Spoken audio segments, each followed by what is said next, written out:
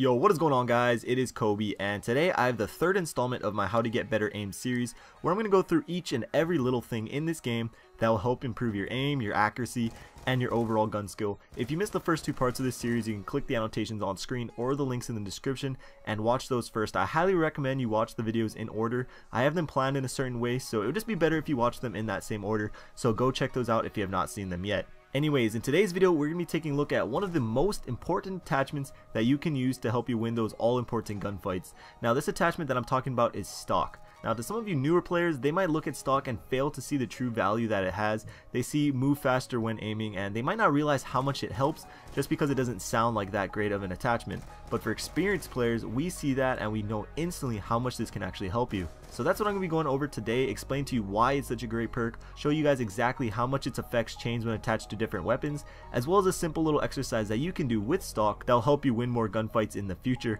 As always, if you do enjoy the video, please remember to smack that like button. These videos take a ton of effort to create, but at the end of the day, I think they're worth it. So starting off with some basic stuff, the one and only effect that stock has is increasing your movement speed while you are aiming down the sights. As I'm sure you guys all know, no matter what gun you are using, when you ADS, your movement speed goes way down. You're holding your gun up to eye level, which makes your character move a little slower. Stock simply makes you move faster. Exactly how much faster we will find out in a little bit, but in a nutshell, that's what this attachment does. So why is that so important? Well, for an obvious reason, when you're aiming in, you're already prepared if an enemy comes into view. You don't have to take that extra added time to aim in and then lock onto your target. You can just point and shoot. In a split-second shooter like Call of Duty, the person aiming in waiting for someone to run past them or through a door towards them typically gets the kill. Unless the connection is garbage, then really anything can happen. But regardless, I don't think I really have to tell you why being aimed in already is an advantage.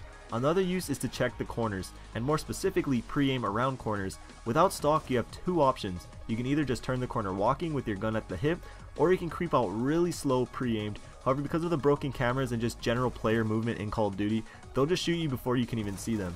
Instead, it's much more effective to turn the corner with stock and peek around, and because you're moving fast enough, the broken cameras really won't affect you as much. Now, where I think stock has the biggest impact on your gameplay is when you are a one-on-one gunfight. You and an enemy player are just looking right at each other, and whoever lands the 3 or 4 bullets first is going to get the kill.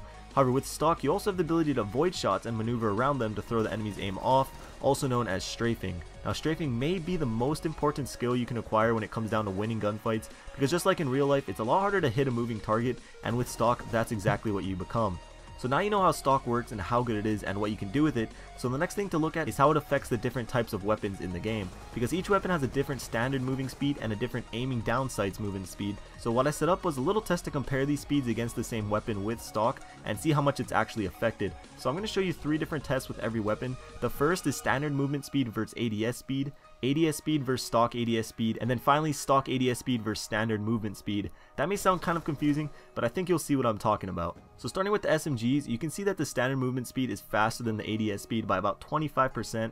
Now moving on, you see the stock speed is about 20% faster than the normal ADS speed, and finally you see the stock ADS speed versus the standard movement speed, and they are almost identical, which is crazy if you actually think about it. You can walk around aimed in and ready at the same speed as just normal walking. Moving on to the assault rifles, we see a huge difference when comparing the standard movement speed and ADS speed. They are easily 50% slower when aiming down sights. Now comparing that versus stock ADS, we see similar results again. With stock, you move 2 times as fast while aiming than without it, and again when you compare the standard speed to stock speed, they are nearly identical. Now with shotguns, we see similar results to the SMGs. You move at 75% normal speed when aiming in, and then about 20% with stock compared to without it, and nearly the same speed with stock compared to just your standard speed.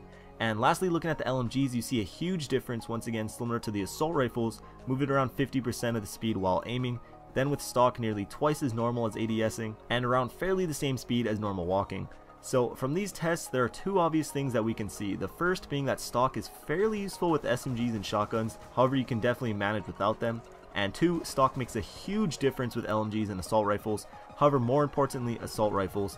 LMGs are typically pretty stationary, chilling at head glitches and things like that, but with rifles you want to move around the map, play aggressive, and stock will play a huge role in the amount of gunfights you win while doing so. But back to strafing, you really don't need stock to strafe effectively with an SMG or shotgun, but with an assault rifle it is absolutely mandatory. As you can see, the difference between strafe speeds are just astronomical.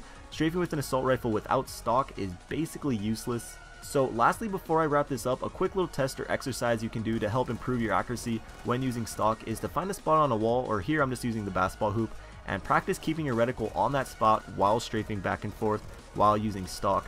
And as it gets easier, you can move farther and farther back and continue doing it. And if you have trouble keeping your shot on the target, you may just either need to practice a little more or decrease your sensitivity like we talked about in a past video.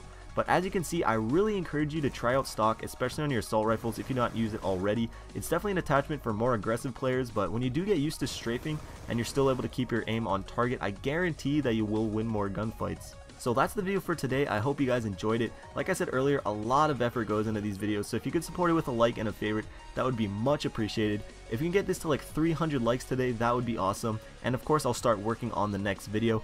But check out my last two videos if you missed them, and I'll see you guys later. Peace.